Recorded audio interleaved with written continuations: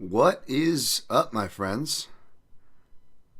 Appreciate you guys waiting, as I see people waiting in there. Yeah, apologies for starting late, like usual.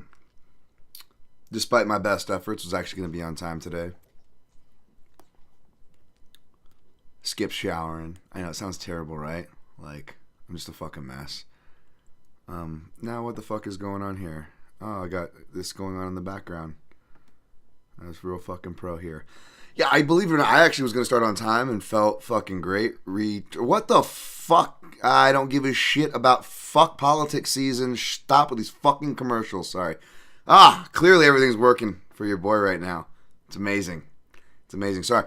As you saw in the live chat, I had to feed the doggies, and that good deed, like all good deeds, are rewarded. Since I didn't want to keep them waiting, their digestive system did not want to keep me waiting and threw up, even though I've spent the better part of this last break cleaning up dog blood, piss, and shit. We might as well add throw up to it. At least I didn't step in this one, nor got on any house guests. A long story. It's been a long week. How are you guys doing? We're going to be breaking down UFC Paris, hopefully as fast as possible, because my voice still isn't great. My body's literally falling apart. You guys might actually see me start like gouacheing my wrists and scraping them out because both of my wrists are like frozen and arthritic to where I can't post on them. I don't know why. You know, why not add to that? Got medication over here for something else that's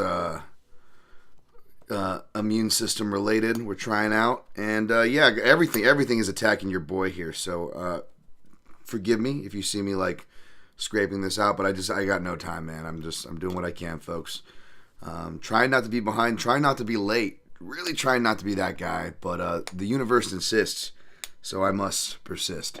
But it's really good to see you guys. I actually like have this whole thing, like how grateful I fucking am for you guys, and like really want to start this with good energy, and the universe is like, what? This motherfucker is kind of well rested. He's got some good energy. Oh, we can't have that. That's right. It's fight week, but you guys know what time it is. On that note, I'm very lucky, man. I really am. I truly am. I don't ever lose sight of that, folks.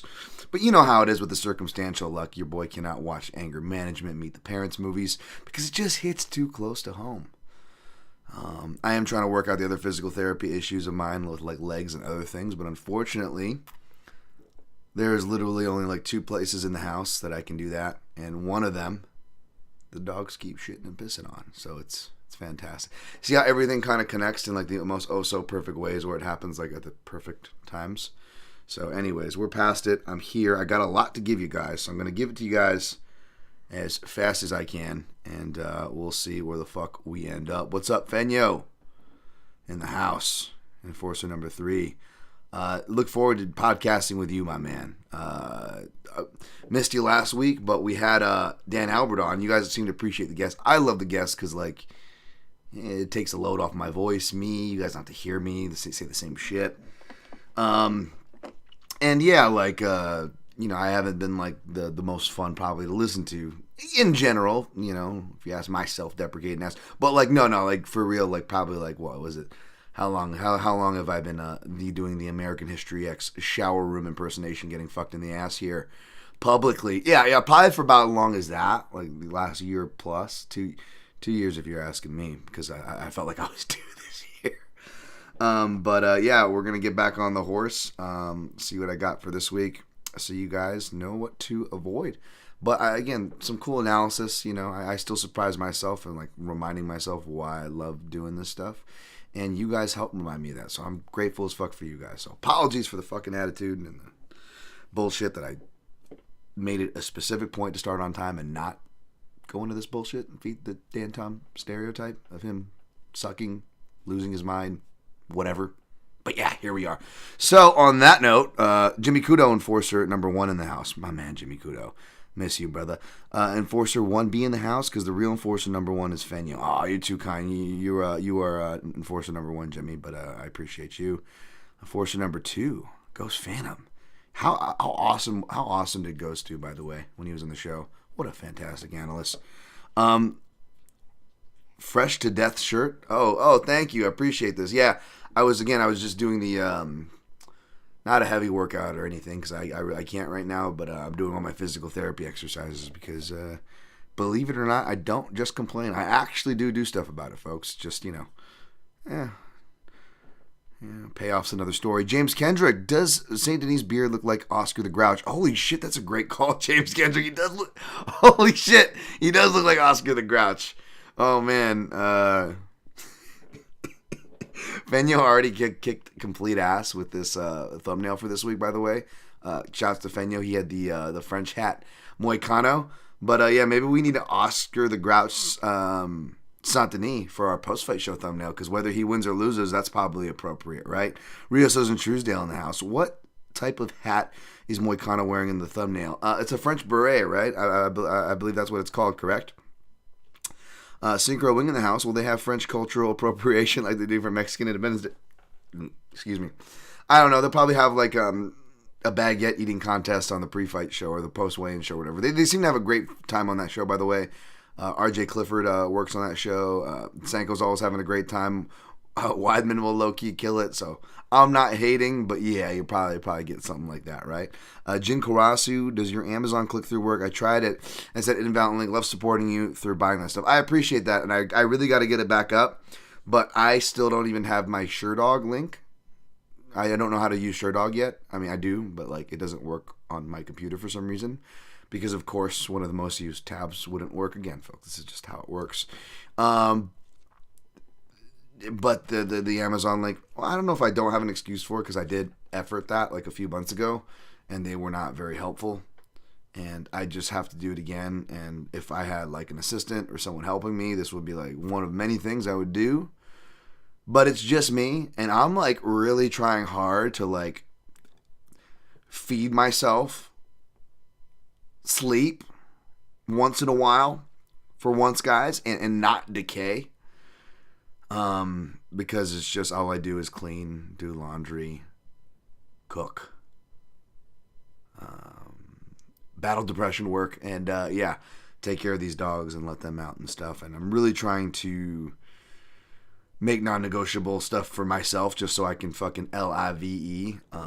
But yeah, I'll get around to it, man. It's no excuse. You guys are just trying to support me. Obviously, none of that's meant toward you. Just my own frustration, because it's just a billion things that you guys can't see on this list over here. That's not over here because it's actually in my other office room desk. It's like a hydra. You cut one arm and like 4 more grow. So yeah, I'll just save you guys. But yeah, I've been busy. There's a reason why I didn't do a top 5 as well this off week, because Contender Series is still going on, and again, I still had I'll save you guys. But yeah, from the dog stuff that I alluded to alone, I had plenty that sure enough made sure to pop up and fill Dan Tom's week, you know. James Kendrick, we aren't the sharpest chat in the world, but we are the most sarcastic and funniest. You guys are amazing. I really don't deserve you guys, honestly. James Kendrick adds, by the way, really annoying that Elon app made your contact too graphic. Yeah, fuck Elon. Although, again, times like today, I really was tempted. I tried to broadcast this to Twitter. Not that Twitter needs me out here on these streets. Let's get my name on there so you guys can find me, by the way. I don't know why that popped off. But we'll try to get some Oscar on BSDs. Great. Feño's the man. Let's go. I'm looking forward to the post-fight with Oscar the Shout, so I love that. Okay, well, let's get to the actual fight, because I've talked fucking enough. 8:55. Let's go. Yeah, guys, shouts to you guys. Shouts to new channel members. I didn't look yet. I've been busy, and I'm always afraid to, like, look at things, like any of my Substack, or, like, to see who's, like, new subscribers and stuff. Because, like, it'll, like, tell you, like, you know, how much you've lost or something. And I'm like, I don't want to see those things. I'm just, not that it's totally cool, by the way. You guys can unsubscribe and subscribe as you please. Like, I don't deserve it. Like, just fucking one like. Forget a subscribe. Forget free subscribe. Forget any money. Like, one like. It's like you guys have already done more for me than I could ever ask, right? So, hit that like. Appreciate you guys. And let's move on. We've got UFC Paris. It's going to be between lightweights, which is nice. We got Benoit Saint-Denis, minus 285. Come back on Renato Moicano, plus 230 in that neighborhood. Yeah, so it's funny, man. I was listening to the early prelim podcast, one of the few podcasts I'll listen to. And even though I try not to listen to things to ruin my filter, I let myself listen to Fenyo and something else. Maybe well, it probably wasn't a breakdown podcast, but something else. But anyways, just because I'm just like, what the fuck? Like, what system am I preserving here? Like, oh, I don't want to mess up my system that's been serving me so well, going 2 for 28 this year, in events and shit, over 100. I can't mess up that system, right, guys? Like, what system am I trying to protect here? So, but no, obviously I still have my system for better or worse. I still put the work in for better or worse, and but I'm almost mad at myself because I found myself not agreeing with Fenyo makes me mad, but you guys know how I hate middleweight main events, and Fenyo was making a point that the co-main event probably should be the main event, and I don't disagree. Even though there's nothing I love more than lightweights being showcased on the main card, especially main event or main card opener, one of those two, right? That's what Dan Tom loves. However, this one almost feels like a heavyweight fight in the sense of, not that it's not good, but like, regardless, even if you like heavyweight fights and you think they are what they're advertised to be and not the, fatty's gonna fatty slop fests, then even then you should still be on the same side of us hipsters as saying, why the hell are these the main events? Because the heavyweights don't need 5 rounds. And if they do, we won't want them to have gone 5 rounds. None of us will have. That's not a fight anybody wants to see, right? Now, if this goes 5 rounds, it will be probably a really entertaining fight, unlike that analogy. However, the way it's stacked up, like, I feel like, I don't know if this fight even sees round 4, I know the basic dynamic, which I agree with, Saint-Denis early, Moicano perhaps late, but that's the thing. Like, Moicano could hurt Saint-Denis, or, even though these guys are both back takers, more so Moicano than Saint-Denis.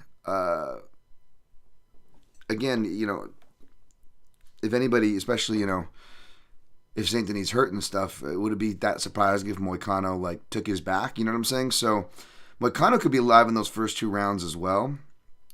But the reason why I wouldn't go 3, 4, and 5, and I would target probably more 3 and 4 Moicano, and then maybe have him by sub, or you got a great price on Moicano money line if you like that, to kind of just play it that way, right? However, my analysis has me on the other side. Even though, like I said, in my fluid thoughts, I still might look to add like Moicano 3 and 4, if like, pause for laughter, brace for it, in case I'm up at that point of the night. Sorry. But like, yeah, I could do that maybe. If you like Moicano, maybe you just play the money line and put him by sub or something, like in a round robin or something. But for me, it's Saint-Denis. It's probably Saint-Denis round 1, just because, again, Moicano is quietly just as dangerous in that round 2, which makes it trickier to kind of sprinkle, just Saint-Denis rounds 1 and 2, and then Moicano 3 and 4. I would like to think there's a combination of, depending on how much you expose to what numbers you're getting there, where as long as one of those hit, you're profitable. But again, that round 2 feels like a hot round and a swing round for both fighters, because even though the stereotype for Saint-Denis is that he can't fight past round 2, even in those round 2 performances, win or lose, or mainly the losses, you could say, I guess, you see him kind of start to dip there, right?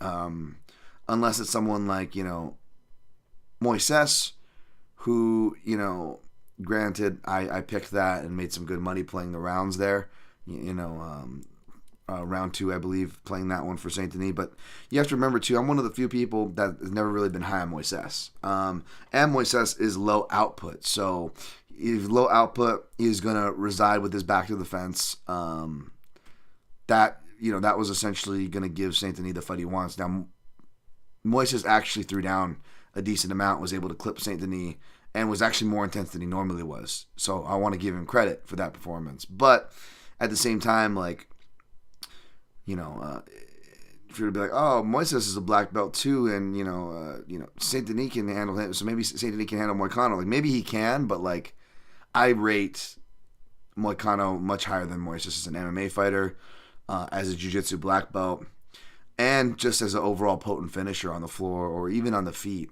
I rate Moicano higher.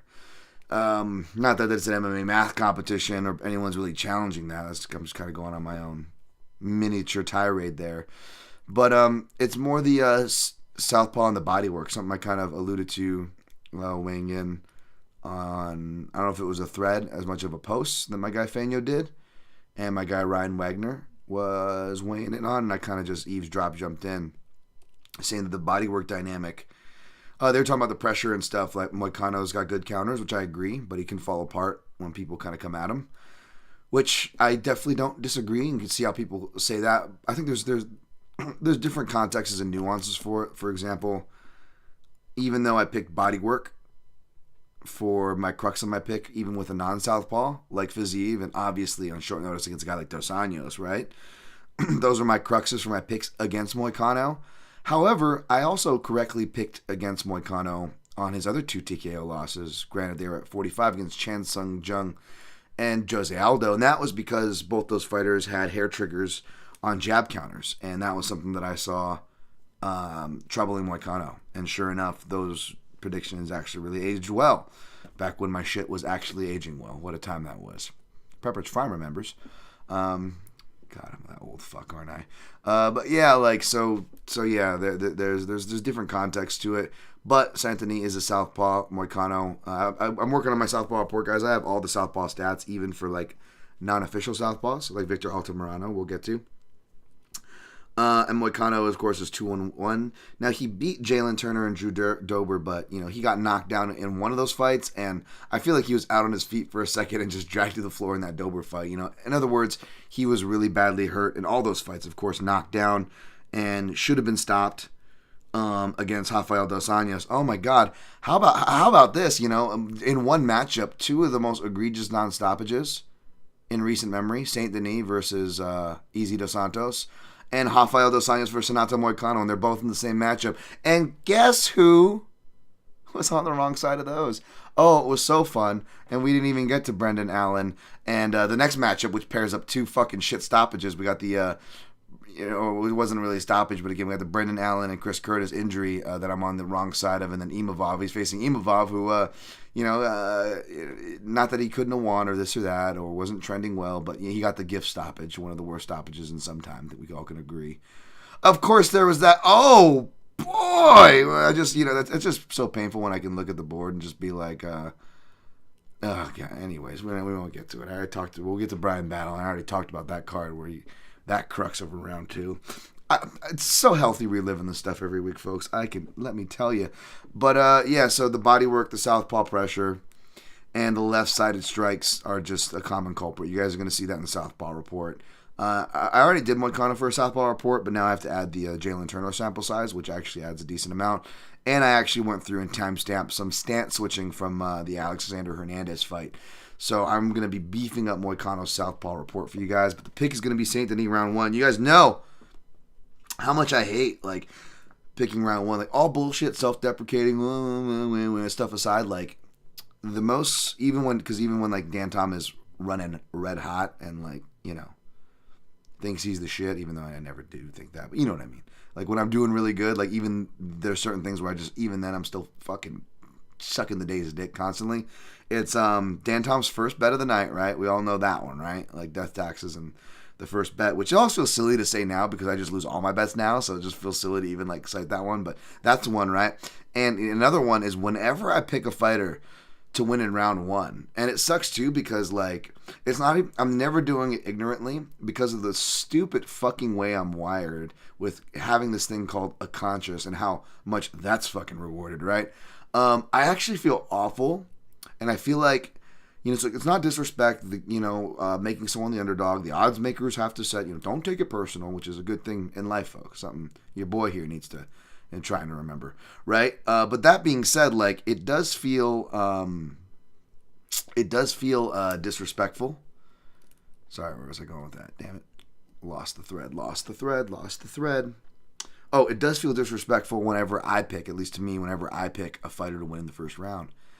Because it's just like, oh, you're just going to walk over somebody? Like, think how ignorant it is. And I know I'm always picking on MMA gamblers, but, like, You see like so many MMA gamblers like pick and bet first round finishes. Oh, he's not gonna get out of the first round. Like so confident. Whereas me, I'm just like, oh God, I'm so disrespectful. I need to like write a letter to like of apology to the, bless my bets, bow my head in shame, whatever fucking bullshit, and it just fucking and it still never happens, right? You know, like it's ridiculous. Holy shit, there is.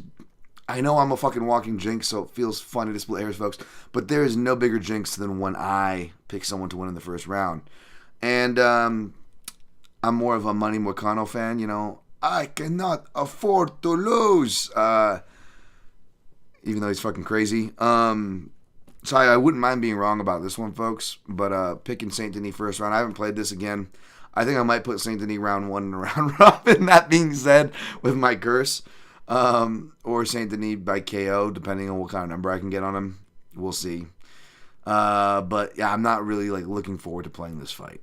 You guys, it looks like the chat has some related questions to this, so I'll jump to that before I jump to the rest. We got Sam Yarnett, is the southpaw left kick overpowered?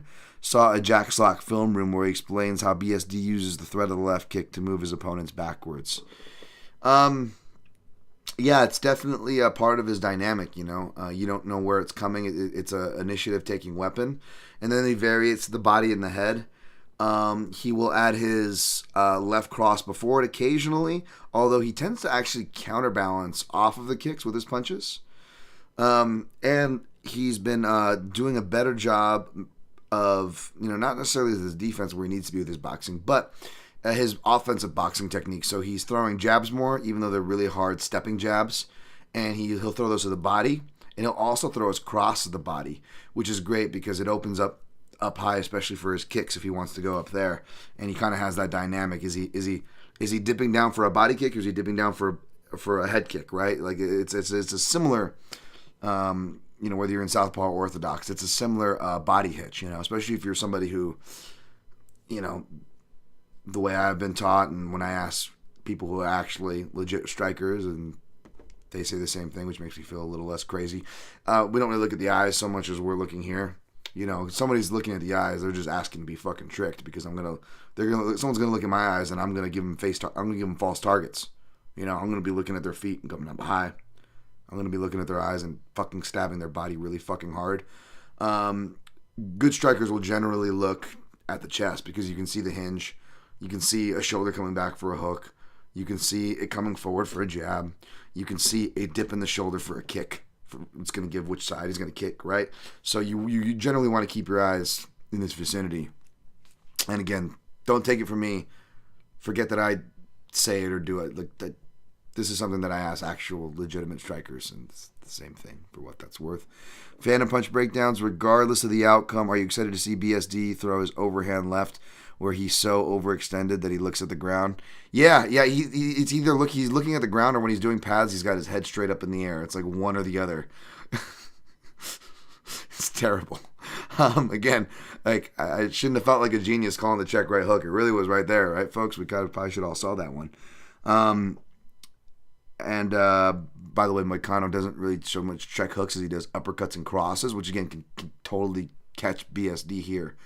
But doesn't have the same shot selection, much less the same firepower or reliability as a Poirier, right? James Kendrick says, remember that you called BSD's propensity to eat right hooks will eat a left hook here but still walk through them? BSD has no defensive ideas when he walks forward. Yeah, well, I kind of just stole your thunder, James, huh? Kind of answered that right before I posted your question, but it shows that you're on the right track, man, or we're on the same track. We might not be on the right track. We're on the same track, brother, and sharp as always, James. But yeah, it could be a left hook, but again, I don't feel like it's as potent. But the defensive availabilities will be there. Rios and Truesdale is BSD lightweight DDP, except without the colonialism. Well, I don't know, man. I saw a post about some North African child armies he might have been taken down, but it gets that gets tricky. That gets tricky. Fenyo, Third Reichers might be a fan though. Fenyo, what do you mean without the colonialism? See, Fenyo knows. Oh snap. He's part of the French nobility. Never mind. He is 155 DDP. Yeah, we'll see. Dan Mack with the super chat. I don't deserve that, brother. What a treat catching the best in the West at the MMA analysis.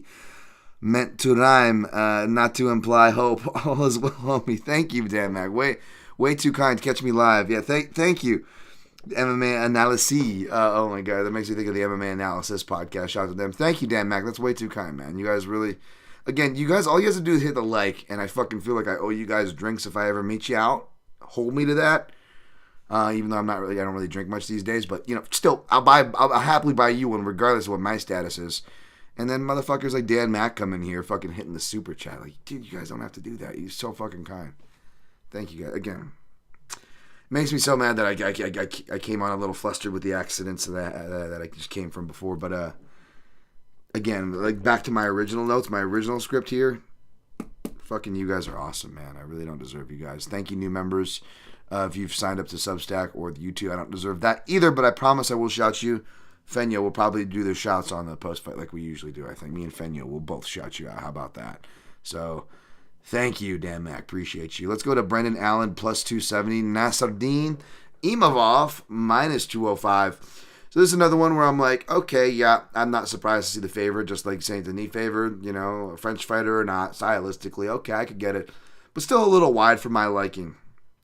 And the more I looked into it, man, the more I like the Allen side. I mean, even though I could get why Nasruddin is favored, perhaps I was initially leaning to him. Perhaps because I've not always picked against him by any means, but lately I feel like I have because I just feel like I can't trust him, right? Like I wasn't confident in the Dolidze pick. That was a flyer in the small cage, although there were reasons too because, the win conditions of clinching that Imavov does give, and he did give to Dolidze. Again, I don't know about giving a scorecard for Dolidze even with the point taken, but speaking of that point taken, I mean, we've seen Imavov get points taken for kicking ground opponents. He's lost points for eye pokes. I mean, the fact that you lose points, by the way, folks, even though I'm only holding two figures, is amazing, considering he doesn't have a big sample size, and refs more than even they've never been quick to give points, take points. But holy fuck, right, folks? You guys have seen it. I'm preaching to the choir here. You guys are smart. Holy fuck, have they not been taking any points lately?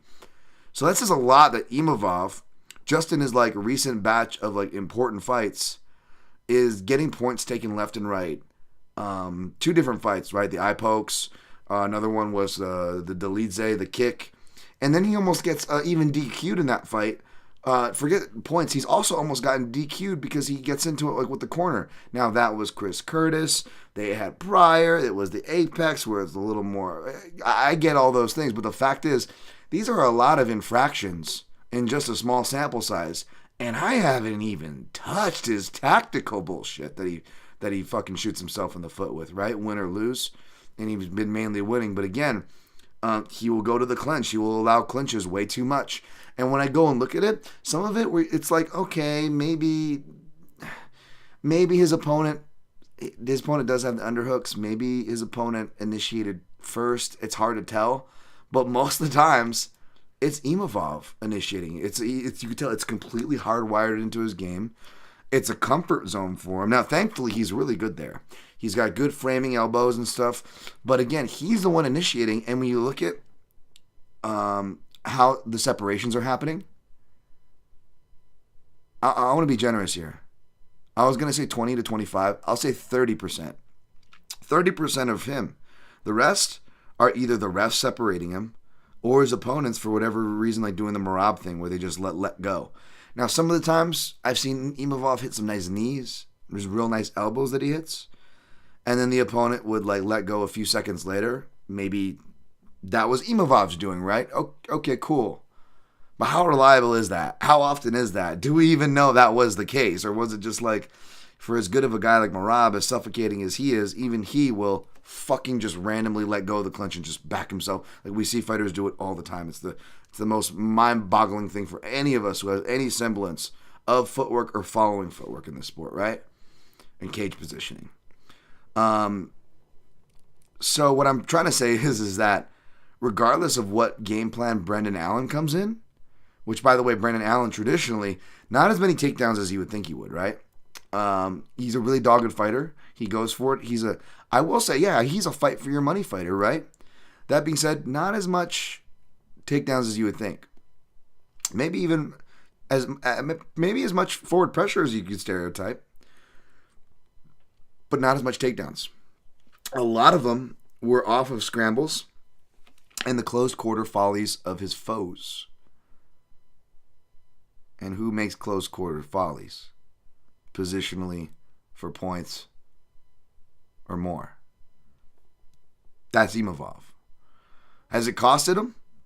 Not necessarily every time, because he's still been able to pull out these wins, right? Again, even though I don't agree with a Delize scorecard, that doesn't change the fact that he wasn't playing with fucking fire, right? It wasn't changing the fact that it looked like a very winnable fight, and he almost gives it away. It doesn't change the fact that the man does flag in 3 and 5 round affairs. We've seen it almost every time. Now, last time he actually positive trended. He looked like he was getting tired because Jared Cannonier did at least for what was Cannonier, heavy grappling. I would call it maybe a somewhat normal Brendan Allen round. But we saw that tire Imavov because it's the grappling that gets him tired. That's the thing, right? And as it became more of a striking match, and Jared, again, whether it was trending away from him or not, even his corner was saying like, "Hey, man, you're standing a little bit too much in front of him," right? The footwork started going, and he got caught. And even though it was a bad stoppage, he still got caught. He still slowed down, right? And we got to give credit where credit's due as far as Imavov looking better. But again, how much of that was Imavov in the second wind, or how much of that was Cannonier finally maybe starting to show his age a bit, right?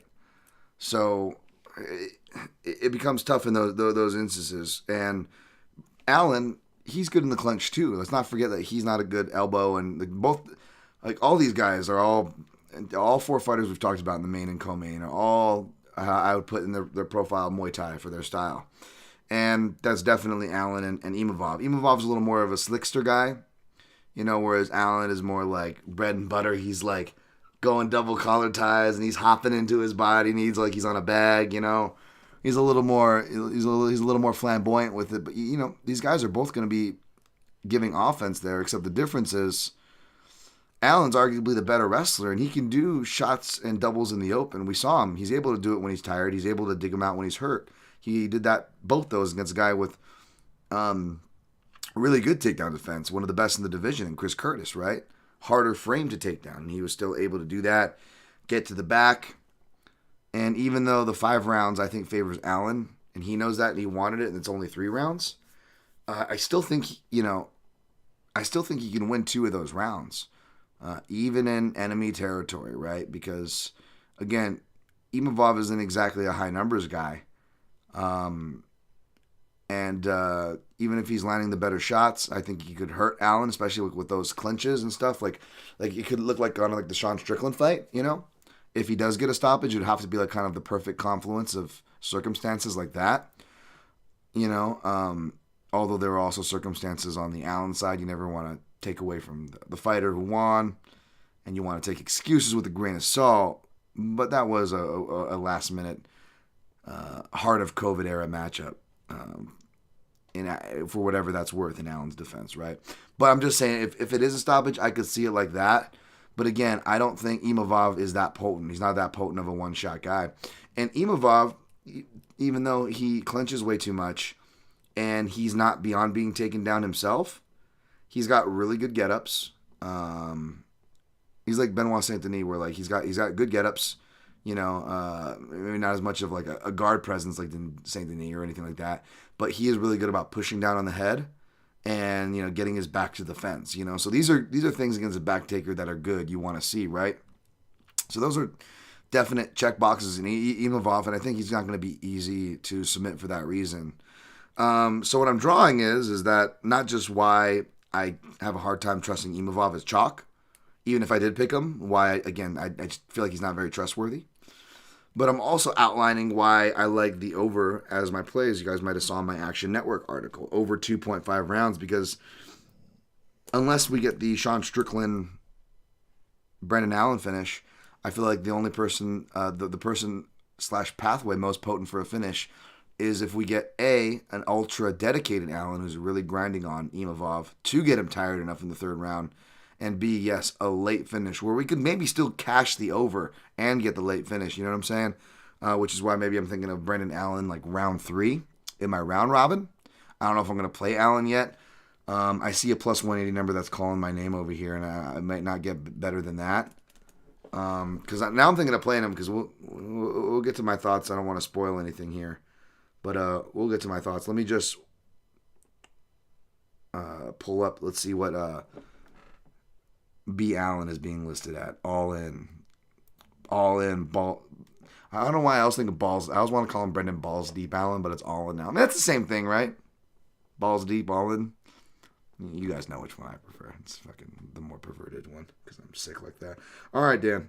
Get to the before we.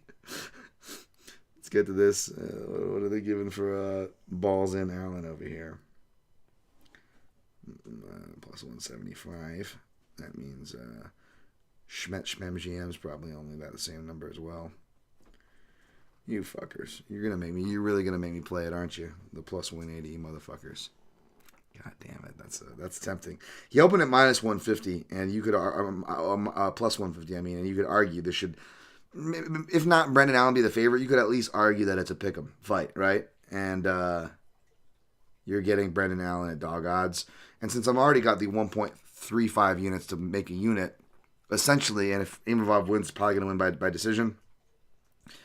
So there's my hedge right there, right? We hopefully in an ideal world we cash both, but maybe. That should, plus 165. That's only going to go lower. I need to jump on this one. That's going to be, that's tough. All right, I'm going to play this live. God damn it. Just when I thought I was out, they pull me back in. This is how the sickness works, folks. This is how it works. Okay, let's put 1 unit.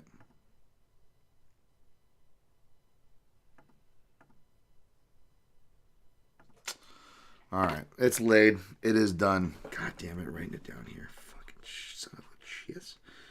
All right. Allen, plus 180. I got value on that. Let's see how that goes. We'll see. Okay.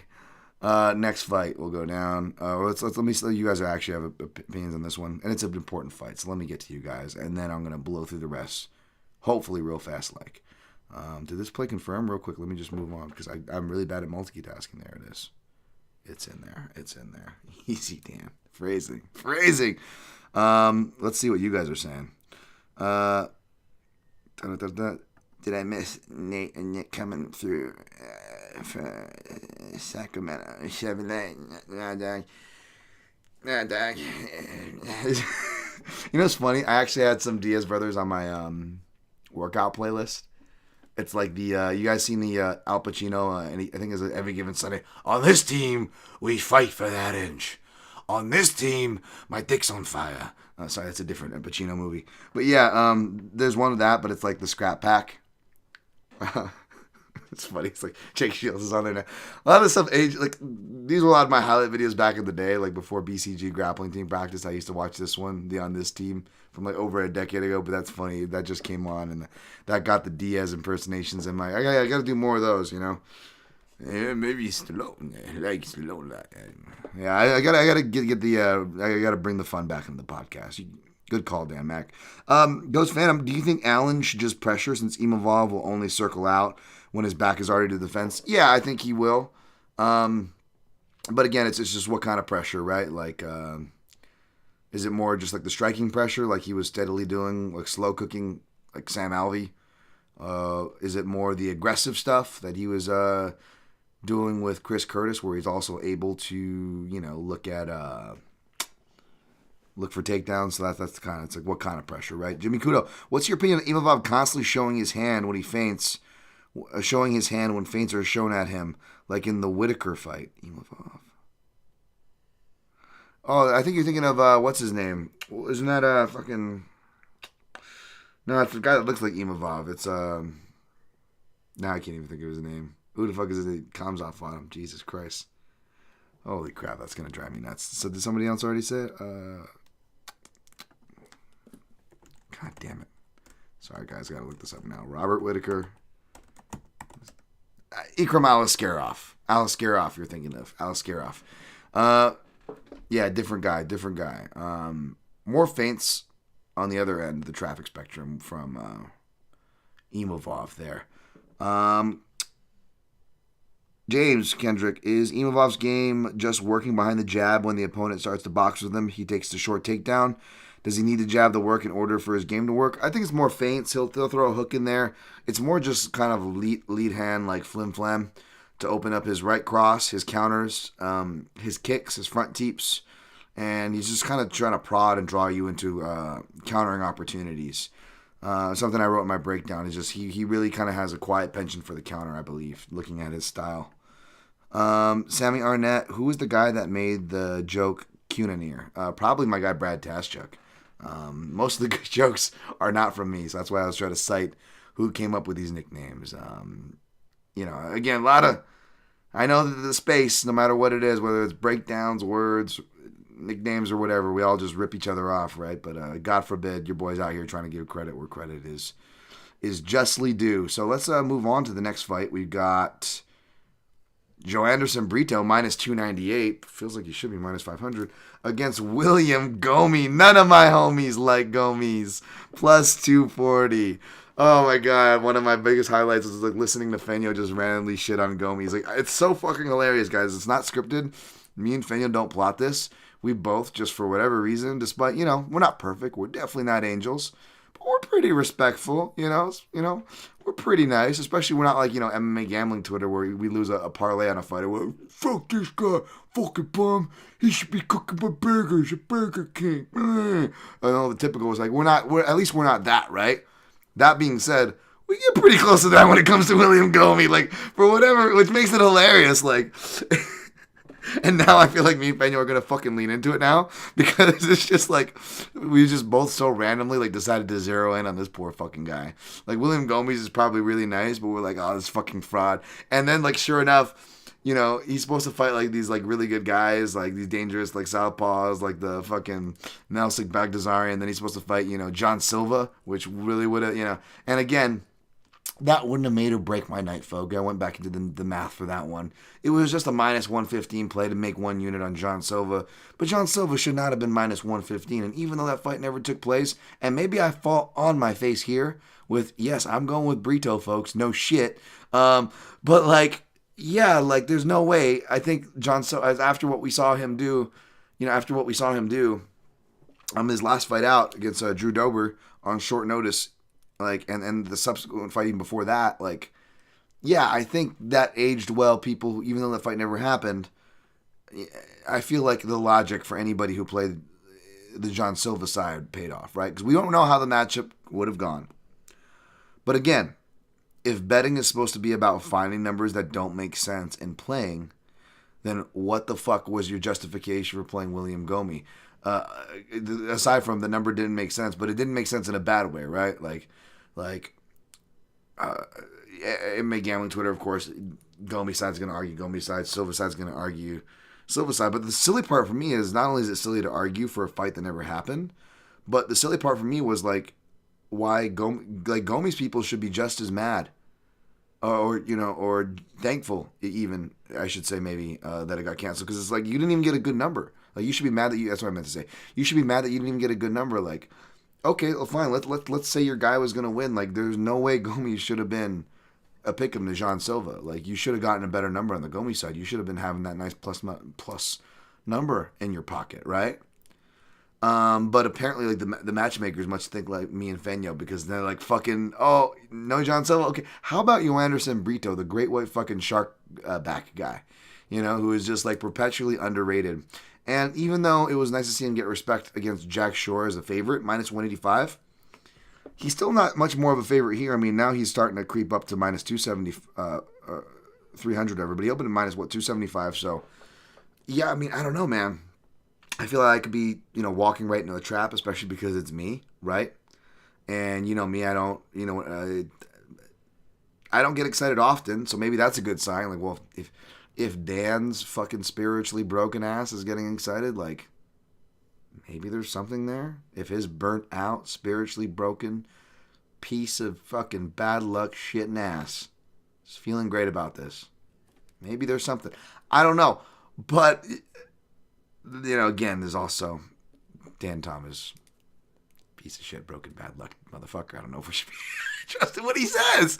So, but yeah, like, I don't get it. Like, I get William Gomis is kind of a point fighter, plays on the outside. He can frustrate him, right? And you look at Brito and he's plotty.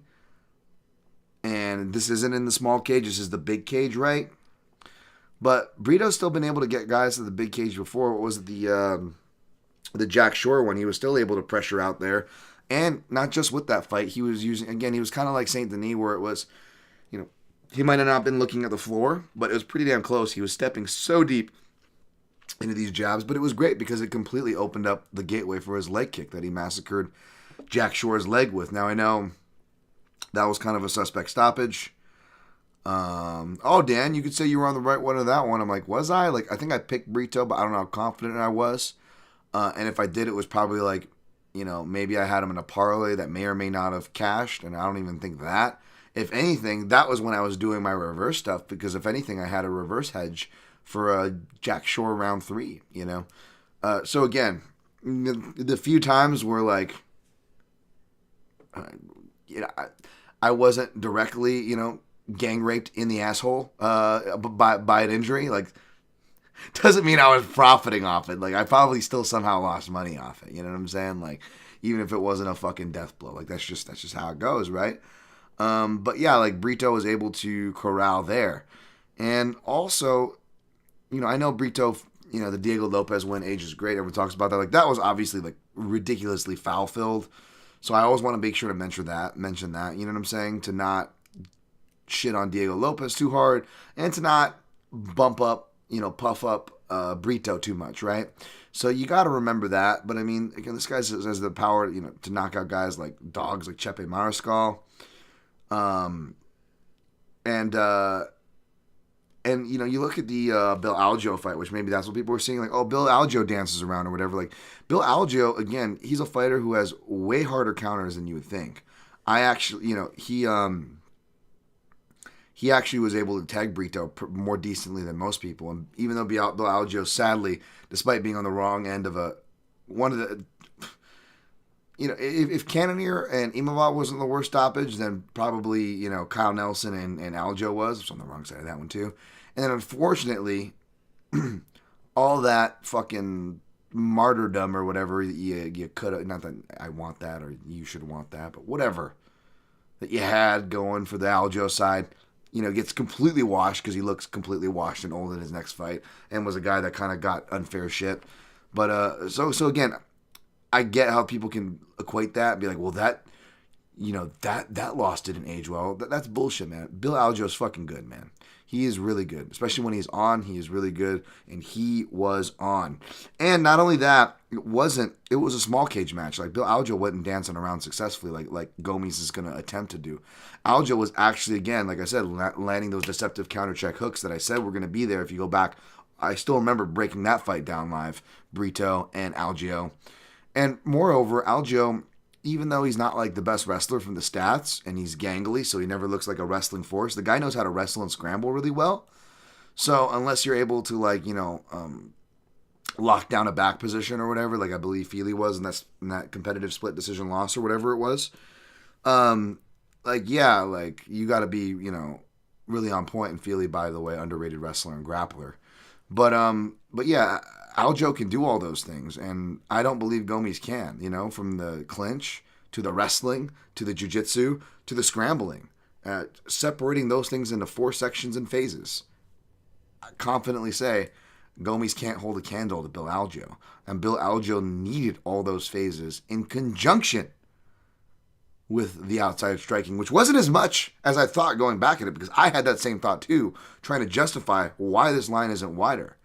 But again, just like what I was saying with the Jean Silva thing, who, by the way, Jean Silva, even riskier of a pick because, and the line, to be fair, even though I didn't agree with it, reflected so, because Jean Silva, less of a ground threat, less of ground accolades, less pressure, and less output. Super opportunistic, right? Even though he's really good, super opportunistic off the counter. Whereas, and then you look at, sorry here, we'll move on in a second, but yeah, I just don't see Gomis competing in any of those categories. I think this is a classic, like, people are looking at it, like, that's what I was going to say. It's just the classic, like, oh, even though Brito is physically imposing and people should know, the physical imposing that MMA gamblers is, the person taller. What? The long reach. How old he? Oh, he younger. Oh, what shit? Brito dark. Oh, wait, this guy darker. That means he more athletic. Oh, potential athleticism. That's okay. Maybe I'm being a little hyperbolic, but that's pretty much essentially the way I imagine these MMA gamblers, with the way they talk, the way they move the markets, because it makes no fucking sense. And because I'm going so hard on this, guys, you guys know what's coming. A Gomis win. You know it because I went 1.5 on Brito inside the distance. I didn't do no action, no scorecards. That's minus 450. So even though I'm questioning the line at the entry points, they obviously beefed that entry point up. So they understand the dynamic, right, of the matchup. But again, I just feel like it should be wider. I'm surprised people aren't. You look at the numbers, whether it's on this card, and at least it's like more proven male fighters like Ludovic Klein, no offense to the ladies, right? Or even Morgan Cherriere, which, again, we can argue that wideness, by the way, too, more than fair. But then you even look at, like, even worse stuff. And again, not trying to pick on the ladies, but like these minus, like, right? Look at the Contender Series the other week, or on UFC cards themselves. Like, you look at this shit, but yet we're only opening Brito as a moderate favorite, maybe just north of a moderate favorite, right? I would say moderate favorite is like minus 200. He opened minus 275, but still, I don't get it. And because of these big numbers too, as well. And because I am trying to balance out with chalk as well as my dog plays, even though my dog plays are the ones that are hitting, right? And even my harder to hit bets, they are right there. The analysis is there for whatever that's worth. Unfortunately, not much. I know. But again, despite this, I'm not being stubborn. Despite the fact that as bad as I'm doing, the dynamics and certain things that I've always been preaching are still showing themselves. And I am doing well when it comes to those. Still also trying to get some chalk exposure as well, which could be trouble. And maybe this is why I falter. However, if this goes as it's supposed to go, I mean, so long as Brito wins, it's probably going to be inside the distance, right? And that 1.5 pays for the other 1.5. That's right. In a way, there's 3 units of exposure on this fight, because I also put Brito in a 1.53 unit parlay. With 2 other legs who we'll get to. I know a 3-legger, 1.5. I know, folks. But yeah, the way I look at it is, so long as Brito wins, that pays off. And of course, as I usually do, with at least one of those legs in the parlay, there will be something in the round robin for that leg. It's what I like to do with parlays is, if I can, I want to have a play on the individual fight of the parlay leg and make sure that if that play hits, it at least covers the cost of the parlay in general. So we admit parlays are crazy. I mean, so is betting in MMA, but parlays are really crazy and stupid. But if we're going to do them, I like layering them in that type of way if possible. So 1.5 Brito inside the distance at plus 115. Good number, in my opinion. And yeah, I'll give you that 3-leg. We're going to push on. Brian Battle minus 170. Kevin Jousset plus 142. So I just finished tape on this one. Was initially leaning toward Battle to stay away. And then I watched Jousset, and I'm like, I like this Jousset guy. From memory, maybe he's, it's not, he doesn't feel as opportunistic as Battle for sure. Right? And in that sense, okay. regardless of what his record says and what we've seen, what's proven at the more UFC level. I know he's fought like Jonathan Mounier, who had a cup of coffee in the UFC outside, but we still don't have the strongest sample of Jousset, right? But he's got a nice process. Maybe not as much finishing potential as Battle, but a nice process. I like the jab. Dude's got the judo in his back pocket because he used that a lot more pre-UFC. His grappling, size, strength, has some submissions, which we saw at the end of that Kiefer Crosby fight for his UFC debut. So I'm like, man, Jousset's an underdog here? Maybe give me Jousset. He opened at plus 110, and now he's, it was almost up to plus 150. Maybe he gets to plus 150 at bite. And then I went back to watch Bryan Battle again. And man, the improvements that you're seeing fight to fight, and especially, I'm not high on him, but again, you got to be able to pick fighters that you're high on, and you also got to be able to pick against them. Or pick fighters that you're not high on and be able to pick against fighters that you're high on. That's part of gambling, That doesn't mean it's a recipe for success. There's no recipe for success. Anybody telling you that is a fucking liar, and they're trying to sell you something. But it does show that you are pretty good about fighting your biases. Now, can we ever do that? No. I'm of the belief, shout out to my guy Ed Zitron, said this on his podcast, there is no such thing as objective. Everything is subjective. There's no such thing as completely unbiased. There's always a little bit of bias. And yeah, I went back to watching Battle, man. His jab, his reads, his triggers, his flow, everything was fucking clicking. And I really liked it, right? And I know his wrestling's been suspect, and we still haven't seen that. And maybe Jousset goes for that, right? And that could be a pathway for him here. Definitely could be. But again, we still got to see it on this level. And what we have seen is that, yes, we've seen Bryan Battle suffer against a guy like Renat, you can fuck right off, Fakhretdinov, right? Even though I'm not super high on him, that guy is, a touted prospect and contender for a reason, for what it's worth. Even if I'm not like the super high on him, or maybe not like as high, I get it, and I'm not disagreeing with it. He's good at what he does, right? But we haven't really seen that tested too much. People thought AJ Fletcher might be able to do it, even though he's got the smaller stature, and Battle ended up owning him on the floor. Defended the takedown, got on top. And then against Lusa, which, by the way, I want to add this to my thread. Thank you guys for sharing that thread of my favorite takedown chain. Moicano was showing. And I did like Usman, Leon Edwards, Islam Makhachev. And then I showed some of the counters, which happened to be, I used both Karo Parisian and Ronda Rousey, who both happen to share similar lineage, right? They both come from the Jean Labelle, Gokor, Travician lineage, right? Which is Hayastan. Jean Labelle, of course, Judo Jean. Gokor was also accomplished judoka and sambo fighter, right? So he had more of that sambo background, I believe, and they formed Hayastan, which was a real popular gym in California, where I actually have lineage from, because Caro trained there, Manny Gambier, no, but he fights with an Armenian Chico, no, Betty. Remember Manny from Tough 5? Manny Gambirian was there, Manville the Amble, and then so was guys like, by the way, shout out to Sam Yang was out there, Sam Yang from Southpaw. That's when he met my instructor before I knew who this guy was, Neil Melanson, right? Catch wrestling coach. Neil actually started at Hayastan, was Caro's first and only black belt. Neil spent a lot of his time getting, kicked out of other gyms because he'd be doing leg locks and shit. And this is before the John Danaher, shout out to Eddie, and I love Eddie Wolverine Cummings, but before those guys started popularizing it and paved way for the eventual, this whole, guys like, even Gordon Ryan, it's not really as big of a leg lock guy, but you know what I mean? He came from like those school of dudes, right? The Danaher Death Squad and whatnot. But yeah, it was like, they were some of actually the first leg lockers, that Hayastan school. And it was either that or like the Dean Lister guys. Like there really wasn't much leg locking. Like we were working leg locks in 2009 to 2011 to 2012 at Extreme Couture, and they didn't start picking up until toward the end of that run at 2011, 2012. And we had a big advantage. That's why we would do Nagas.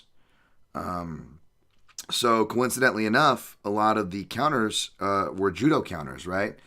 And so you got Bryan Battle, and Bryan Battle is actually, Hayastan broke off. They did a Hayastan Las Vegas, and I don't know the exact guys or whatever, all the Tverdians, these Armenian guys' names or whatever, right? But like, they ended up having, as well, was it North Carolina, wherever Brian Battle's from, they have a highest dance school there. So, again, oddly enough, sure enough, I find another person who does a successful counter, and it's the Angelusa fight. And Angelusa, of course, right? He's not like a accredited wrestler, but he's got that style, trains with Kamaru Usman, who is a part of this very threat I'm talking about. And he gets a body lock on Brian Battle and does the Kamaru Usman, right? Tries to do the step around for the Polish setup, right? Tries to give him that pick your poison. Tries to get him in that rinse, wash, repeat cycle. And what does Brian Battle do? He did the same move Caro did and Ronda Rousey did before him. And it was just kind of cool. I'm like, oh, I was just talking about this, and here's another fighter on this very same card. What a coincidence. Oh, even more coincidence. All three fighters I showed the counter, they're all from 3 different generations. Caro, Ronda, and Brian. And they all successfully countered that step around, right? So that's pretty fucking cool. Does that mean he's going to win the fight? I don't know. But I actually ended up swinging back around to my original pick of Brian Battle. And still at my original stance, which is I'm going to stay away. Again, I've already got my parlay in there. Not that I would want to parlay Brian Battle, because to me, even though he's the more proven side, I feel like Jousset's live, and I feel like for both fighters, in different ways, it's a wait-and-see spot. So, you could get some tricky value at minus 170 if you're a fan of the 2-leg parlays, right? Didn't I do one of those? And actually, I didn't actually hit one. Someone was like, how do you not hit this shit? Yeah, I hit the Grasso and then Grasso, Chev, Over, and Lopez, right? 2-leggers, right? They're good. They're pretty good. That's the air quote smarter. I don't want to say smart, so I'll say smarter way to parlay. And I wouldn't hate anybody using Brian Battle for that, but for the reasons I stated, I will not be. I'm staying away from this fight. Next fight, Morgan Cherriere minus 675. Come back on Gabriel Miranda plus 490. I don't think it should be this wide, but maybe that's because I'm angry because I see these fights and like the odds makers know, again, for as bad as I am, the odds makers sure as shit caught on to my money making dynamic, which is fading all these fucking first rounders in round 2 and 3. And not that they didn't know, not that you didn't know that dynamic, and not that I was the only person to know. That's not what I'm trying to say. I'm not trying to make myself sound like I'm smart. I apologize if that's how it comes off of. I assure you it's not. But what I am trying to say is that they were already kind of accounting for it before. And I would say it was still fair. We've already passed the day. Shout out to my guy, shout out to my guy, Master of Love, right? The round 3 specials, right? I used to say plus 1,200. I won't touch anything under plus 1,200. I've had to break that rule because even for the people that should be plus 1,400 or plus 1,500, you're still lucky to get the round 3 at plus 1,200 for a low hit percentage that prop is, right? Even with that, they're being stingy motherfuckers, in other words. And like, they're making it so where like, even if I were to split my allotted unit for the prop squad that I do with Action Network, I can't make a profit out of that, right? You split half a unit and you have to put it on both rounds, essentially, and do the math of going, okay, does this cover the other half a unit, and how much is the net left over, and is that worth it? Assuming one of these even hit. And they're giving you jack shit for that, for Cherriere. So for that reason, I'll probably just I think round 2 is the sweet spot, to be honest. I don't think it really gets to round 3. Most of Cherriere's finishes are in round 1 or 2, or he finds himself in close decisions. Gabriel Miranda, even though round 1 is his most dangerous round, and he got finished round 2, his last time he got finished, I believe it's still like that fight. If you actually go back and watch it, like the stoppage probably should have came in round 1. He was out on his feet coming out for round 2, and maybe Cherriere, he seems like one of those fighters where it's like not necessarily feast or famine, because I do think that there are good things to like in his decisions and whatnot. But yeah, I picked Cherriere here, and what was he in for round 2? Round 1 plus 175. Round 2 plus 300, which is kind of crappy. Plus 370 at FanDuel, of course. Yeah, where I don't get, I never get those fucking numbers. But if it's plus 300, I'll take that. I'll probably put like round 2, Cherriere there, just because that's the dynamic. Maybe we do round 1 Saint-Denis, round 2 Cherriere, round 3 Allen. And then I got a good idea for my 4th leg, which won't be a round prop. Thank fucking God. But yeah, let's get to that. But I'm going to pick Morgan Cherriere, round 2 TKL. let's go Matt Steamroller. Frevola plus 110. Faraz-Ziem minus 130. Is it racist? Racist? Guys, am I the only one who confuses Faraz-Ziem with fucking, what's his name? Yusuf Zalal. I fucking confuse those. I'm just like, oh shit, Favola's facing the guy who beat his dude Quarantillo. Revenge time. And I'm like, oh, no, it's not. By the way, I got a Mick Parkin impression from the person who actually does the good one that I didn't have enough time. I was going to play it for you. I'll probably do it on the post-fight because it'll be more fun that way. I got Fenyo on. And I also clipped a Bill Burr podcast from like last week because he did he did a Billy Quarantine shout. Of course not for my podcast, but it was hilarious. He called himself Billy Quarantine, you know. Long-time listeners know, you guys know I pop for the Billy Quarantine and Bill Burr, so that was just kind of creepy hearing him say it. I thought that was pretty cool. But yeah, I like Frevola here. Just the basic dynamic. He's a dog. He's going to go for it. He's the more impactful striker. Kind of like, even more so even, not just kind of like Imavov-Allen. I think even less of a chance. Where I said I'm not sure Imavov has enough pop to stop Allen. It's got to be the right circumstances. I feel that like even more so for Ziem. And that's been Frevola's traditional thing. He's kind of got the Cameron from Ferris Bueller approach. When I say that, I don't mean Alan Ruck. I mean Julian Arosa, right? Where like he either gets knocked out right away in the first round, or he turns into like not one of the best fighters, but like a really good fighter and like a crazy overachieving fighter, right? And that's very fair to say in victory and defeat for Frevola. Steamroller. And I know we're supposed to take fighter interviews with a grain of salt and all that, but he is like, it's funny, like, you know how I always say, like, Matt Frevola, he sounds like, and not, because Michael Rappaport's like a really, like, angry and, like, feels like a real, like, you know, your angry right-wing uncle at the picnic or whatever. No offense to any angry right-wing uncles out there, but I'm just saying, like, but he feels more like, Michael Rappaport's character in True Romance. I know, at least I'm not referencing the 70s, but I'm referencing like a 93 and 92 movie here. You guys remember True Romance? Remember Michael Rappaport's character? I'm rehearsing the lines. I think I got this one. I feel bad because I bought the Steamroller thing from him, by the way. Gotta support, right? That's the only reason why I bought it, of course. Wink, wink. But I love me some Matt Frevola, so I really feel bad comparing him to, for lack of better words, stupid characters. But my guy, he sounds just like Michael Rappaport from True Romance. And then I'm like, you know who he sounds like, actually? Holy shit. And I feel bad because this guy plays a bunch of dumb characters, too. But doesn't he sound like John C. Reilly, guys? Right? Like, walk hard, like, you know? yeah, John C. Reilly. I think maybe, hey, Dirk, I'm trying to be a musician. And he speaks really slow. Like, I don't even want to be making these jokes because you got enough people who, like, you know, you got, like, a fighter who speaks a little slow and everybody in the comments, like, CTE. Like, I'm not trying to, like, make those, but holy shit, like, Frevola's special, man. Frevola's special. And on that note, God, I felt like I sound like such a dick. I'm trying not to be, folks. It's endearing to me. It's fucking endearing, okay? I'm special, okay? Let's not forget that here.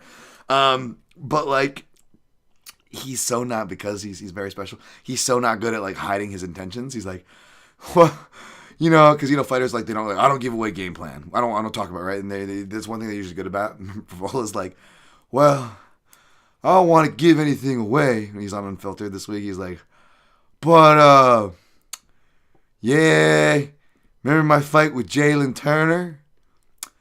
Yeah, think I'm going to have to remind him, Matt. Okay, I get it. You're going to grapple. Good Steamroller. Good. That's what we need. Give me Steamroller by submission. Plus 700. Get us into the 700 club, Steamroller. I might, if I get plus 700, I might actually have to put like that because as a solo bet, nothing big. Very small. No bigger than a Scotty Pippen. No bigger than a, oh shit. All right, well, we're going late already. That's my alarm. Okay, I'm gonna speed this up. But maybe we go a little small there, right? But we put in the round robin for sure. And again, the line flip, guys. For as bad as I've been, chasing dog like Bob Mundez, right? That was the dog that hit. I added it. Good thing I added him, right? So it's like, what was I not supposed to do? Or again, Bob Mundez, wasn't he a line flip as well? Fading the market. Never be afraid to fade the market. As bad as I'm doing pretty good. Like, maybe just over 50% when I fade the market. Fortunately, that doesn't make up for all my bets. Fortunately, I make a lot of bad bets as well. Not even including the bad beats. I make bad bets as well, folks. I do. I'll come clean. So, yeah, it doesn't fix me overall. But for what it's worth, when it comes to those, doing pretty good. Don't be afraid to fade the market. All right, I'm going to speed through, and then I'll get to you guys. Da-Woon-Jung plus 400. Omar Sy minus 535. I got to go watch Omar Sy's fight, but he looked like he had the athletic potential. You know what I'm saying? So we'll probably end up picking him, but I'd stay the fuck away from that fight. I haven't looked into Imavov-Allen, even though I just looked at his profile because he made a southpaw pose. I'm like, fuck, not another southpaw. Please, God. He lists himself as an orthodox, so I'm staying the fuck away from that fight. Ludwig Klein, minus 900. Roosevelt-Roberts, plus 600. So I have this one on my southpaw report, too. Roberts, actually, a big sample, the biggest sample. He's 3-2 against UFC-level lefties. Of course, he lost most recently to Mateusz Rembecki. And, of course, he lost to Jimmy Lasson. He has wins over. I have it right out here. I have it all tabbed out, ready to go, folks. I still got to clip everything, which I'll be doing tonight, as usual. I'm behind. Oh, but his wins are against Brock Weaver, Alexander Yakovlev, and Daryl Horcher. So, not super notable or winning fighters, but I will do my due diligence to see how Roosevelt-Roberts looks there. That being said, I'll probably be leaning toward Klein. He is not the third leg like many of you might have thought he was. I'm setting myself up for a racial joke for who is my third leg. Oh, Jesus Christ, Dan. It's not. I miss Thick Willie, by the way. Thick Willie, even if you weren't parlaying him, like, he is still somehow the third leg of your parlay, I miss Thick Willie. But no, I'm probably going to be going Ludwig Klein. I'd have to say his name like he's in the Third Reich, Dan. But yeah, I'll probably be going with the southpaw Ludwig Klein there. Do not be surprised. Not sure I'll have anything. Maybe if some method jumps out and it's a nice number, maybe I find a way to be on it. I don't know. Let's move down to Taylor Lapilus. Another southpaw, minus 360. Vince Morales, plus 285. So Morales doesn't have a lot for his southpaw report. You guys will see. He's 1-2, actually. He lost to Domingo Pilarte, which was by choke. Again, that fight was a lot of a dogfight. He actually did pretty good in the beginning of that fight. Did some things, but just totally dropped the ball. And Vince Morales has been pretty bread and butter since. I got to try to track down a fight with Teruto Ishihara, which is his lone southpaw win. But he's basically, and that was outside the UFC, obviously. And I haven't been keeping track to see how well Ishihara's been doing, if he got any better. Not going to hold my breath. And, of course, the other loss is my guy, Jonathan Martinez, of course. Taylor Lapilus, yeah, I feel fairly confident he's going to win this fight. His outside strike, just a terrible matchup.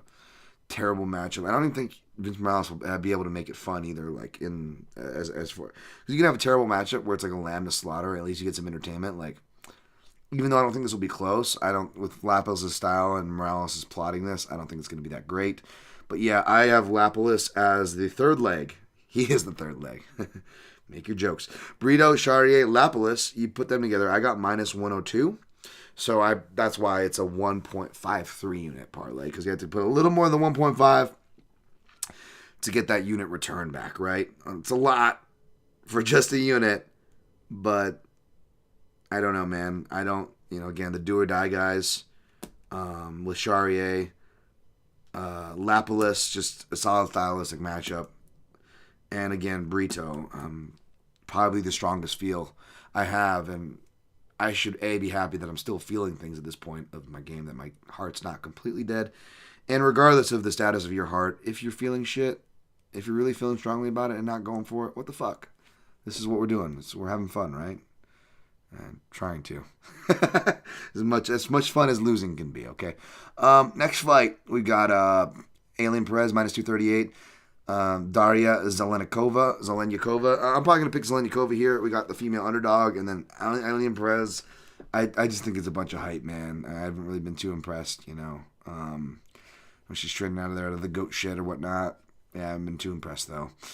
Victor Altamirano, minus 130. Daniel Barez, plus 110. So Altamirano lists himself as a switch stance fighter, but he primarily fights orthodox, so I still want to do my due diligence anyways. And Daniel Barez, who I will talk a little bit of, but just spoiler alert, there wasn't anything, man.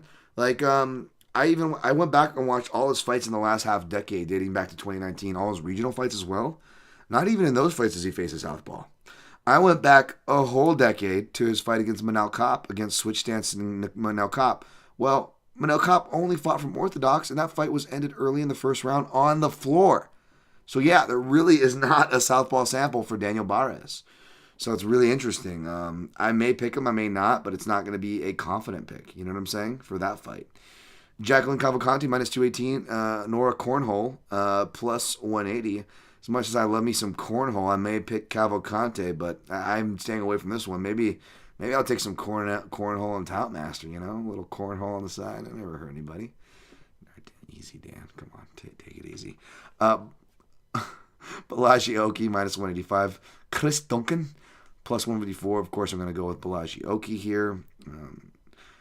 He's got some potential that myself and others have referenced before. We'll see. This is more just still kind of a wait-and-see spot, though. Even in a matchup that he should roll on, I stayed away from that. So that is that, as they say. Did we get through everything? Holy shit, I believe we did. All right, time, 1:15. All right, I'm going to get the chat and we'll get the fuck out of here, okay? Thank you guys so much. I really don't deserve it, especially the fucking love from Dan Mack in the super chat. But if you guys don't have to be, not everybody can be as cool as Dan Mack. I can't even be as cool as Dan Mack. But what you can do, it's nice and free. You hit the like, you hit the share buttons, all that. But to be honest, it's just even that, just saying the nice things you guys do, it's more than I deserve. And I'm sorry for being an Oscar the Grouch, an Asian Oscar the Grouch, an Asian non-BSD looking Oscar the Grouch. I appreciate you guys for whatever reason loving me anyways. He's a miserable cunt, but we love him dearly. All right, Jin Karasu, do you remember the fight Brito had where his opponent lost due to the doctor sticking a finger in his opponent's cut? Yeah, that was the Jack Shore one. Yep, yeah, we referenced that one. But yeah, that was, I forgot to mention the finger in the leg. That was a gross visual, was it not? Rios is in Truesdale. What causes people to plod like Brito? I don't know. It's more just like your style, having power, and not just having power, because you can be light on your feet and sting like a bee, but having power, and more so in combination with having the excitement to use said power seems to be it. Because it's like Brito seems athletic, right? Like he probably could have some more smoother footwork if he really trained himself. But the dude is a brick shit house, powerhouse, and he knows it. He fucking knows it with his submission. Like, everything's a power game with him, so it's almost natural he's going to prod. Synchro Wing, what is the significance of line movement? How does it affect the fight itself? It doesn't affect the fight itself. When I say line movement, it's just the way the betting line moves. So a lot of times you'd be like, oh, minus 700. How could the odds makers open this person minus 700? Are they stupid? Now, sometimes they are, right? Like we saw with that heavyweight football player. Again, you see me go off this last week? Oh, my God. I'm sorry, folks. It's just, again, I think being on the wrong end of so many beats makes me turn, unfortunately, into the obnoxious dude when I am right. Because I just get so pissed because I'm like, see, I'm not crazy. I've been right. I've been right about this for fucking ever. Listen. Right? So, like, I'm sorry for turning into that guy, but that was definitely me. And yeah, to answer your question, yeah, they can be sometimes that dumb, right? I mean, fuck, look how dumb I can be. That's no shade. It's just stating it for what it is. However, you got to be careful. And I'll go to like bestfight.odds. You can click on the little stat reader to the right of the names, and it'll tell you where the line actually opened and where the public moved it. So sometimes we could be wrong by insulting the odds makers, because the odds makers, maybe they actually opened it as a sensible betting line. But the public, back to your question on what is line movement, well, the public money comes in, and that moves the line. That can move the line up. If they're backing them, can move the line down if they're backing their opponent. Does that make sense? Line movement. All right, Judo Gene LaBelle, I knew you'd like that shout, Ghost Phantom. Rain Lamina, what's up, Rain? How come Brian Battle is so content to play guard? Playing guard often loses fights. Does he not know that? Yeah, that was a really bad look in older fights. We haven't seen that tested. If Jousset's smart, he's going to try to test that, which is another reason why, even though I still ended up picking Battle, I am not playing him here because of that reason. So, yeah, good observation, Rain. Sammy Arnett, when should we take fighter interviews seriously? ? I'm not good at reading body language. I mean, I don't know, man. That's up to you. It's just, maybe it's because I just don't believe the lies, man. But, fighters are always going to say it's the best camp of their life, and you don't hear after until, oh, this was wrong, that was wrong, or my girl broke up with me, or whatever. So that's why I always say be careful, But, I mean, you could say that, I am taking it seriously in the sense of I'd be lying if I said I didn't feel positive after hearing Frivola's interview. I'd be lying if I said that interview didn't help influence my pick and play. So I guess I am taking it seriously in a certain way, right? Jimmy Kudo, Frivola is fighting a step down in competition with ZM. How would you rate ZM compared to BSD? I'm a big of a mess. As big of a mess BSD is, he is good. Yes, he is. ZM, I'm not very big on Smile Killer, man. It's a lot of point fighting. Even though he was, you could point like, oh, he was taken down by Michael Figlak. He also had a cool takedown on him, I believe, if memory serves too, by the way. So this guy is learning. He is improving, right? But I'm not seeing that potency. I'm not seeing that, initiative taking. He's very active. He's getting better. Very capable. Very competent. Could he win here? Sure. But, again, I don't know if he's going to be able to sit down and sting Frivola. And Frivola is that dog. Frivola can wrestle. Did you see? Remember? I know BSD kind of have some suspect takedown defense because I don't know if it's a French thing because he's from judo, but Imavov does this a lot too. But then again, Imavov likes collar ties, so who knows? But they'll actually give up underhooks more than you realize, and so that could be part of it. But it was a big mistake against Frivola because Frivola pretty much Matt Hughes slammed him. Remember that? BSD, and BSD is a big lightweight too, so. Yeah, I like Frivola there. I'm not high on ZM. Doesn't mean ZM can't win. Tinkerling general southpaw question. If the southpaw likes a southpaw jab, can a good counter for the orthodox fighter a left hook to the liver? Since the liver is on the lead side of a southpaw? Yeah, for that, obviously, it's going to be an outside slip if you're the orthodox fighter and someone's jabbing at you. And you want to left hook them, you're going to have to slip to the outside to load your left hook to come back with the left hook. And to the liver is a good spot because sometimes it can be hard. You really got to commit and really kind of maybe even lance in and maybe slip inward and then even step inward if you want to hook them to the head. But the body is generally a little bit closer, generally a little bit of less commitment, especially if you're coming off it from an angle. So you can slip to the outside of the jab, bop, and maybe you put your two on there. Can level change, add a kick. I mean, it's a really beautiful setup. I like where your head's at, Synchro, when you could really build off that. It's a great reaction to have, too. Ghost Phantom, Phantom Punch Breakdowns. Go support him on Substack, by the way. 2019 was a half decade ago. Life is just slipping away or over so fast. Speaking of football, I played football in college. You did? Holy crap. And I can 100% say that it has nothing to do with MMA. Thank you. Again, it's not shitting on football. Football's a totally fine sport to like, guys. Nothing wrong with football, but just acting like it's like if you touched a pigskin, like Ghost ain't acting coming in here acting like he's got the golden dick that we all have to get on our knees and bow down. But that's how these guys are talked about, especially if they're Americans and in the heavyweight division. And again, gotta remind you guys, Brendan Schaub is still the best in that category, so we should calm down. Lazy Bed, bonjour, bonjour. I got some French tattooed on me. I actually probably took more French lessons as I mark my neck up than any class language, like Chinese, Japanese, Spanish. But my French is worse than my Chinese, Japanese, Spanish, and Thai at this point. My Thai is better than my French at this point. So, yeah, I am the wrong guy. But, I figured there's enough white dudes with, Asian tattoos. I'm like, dude, I got to be the Asian guy. Let's get some white people. Let's appropriate some white people shit, I ain't even French, I don't think.